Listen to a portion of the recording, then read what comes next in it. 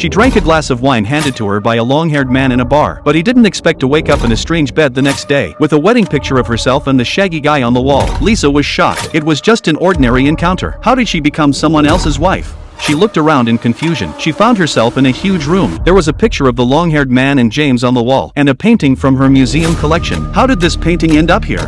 What's even more bizarre is that her favorite mug was on the kitchen counter. The doorway was full of her usual shoes. Just as Lisa was wondering, the long-haired man returned. He greeted Lisa as soon as she entered the house, as if they were a loving couple. All Lisa could think about was what had happened to them last night. Lisa had been married for 7 years. Her husband is an engineer who looks just like me, but the two of them never had children. Maybe it's the so-called 7-year itch. Her husband would rather read a book than look at Lisa every night. This makes Lisa very depressed. In order to divert this pressure, Lisa could only work like crazy every day. She and her best friend ran a private museum. That day the museum held an exhibition of paintings. Lisa's attention was suddenly drawn to a painting from the Orient, but she couldn't quite put her finger on it. That night they had a celebratory dinner at the bar. Jack went home early because he had an upset stomach. It was in this same bar Lisa met a man with long hair. John was a music composer. He was a local celebrity, and the two of them hit it off. They talked a lot about art. After a few drinks, Lisa found John's beard and dark circles under his eyes more and more attractive. She went straight home with John, but when she woke up in John's house, she didn't even realize that she had traveled back in time. Lisa was in a state of total confusion, which made John, who was behind her, feel a little strange. He thought Lisa had seen a ghost. Lisa looked at the strange wedding ring on her hand. Her body began to tremble, but she didn't know how to explain it. She didn't understand a word her so-called husband was saying. John told her he was going to a concert in London. If Lisa didn't want to go, she didn't have to, so that she wouldn't have to be so upset, because he knew Lisa was nervous about flying on a private jet. Lisa was so dumbfounded.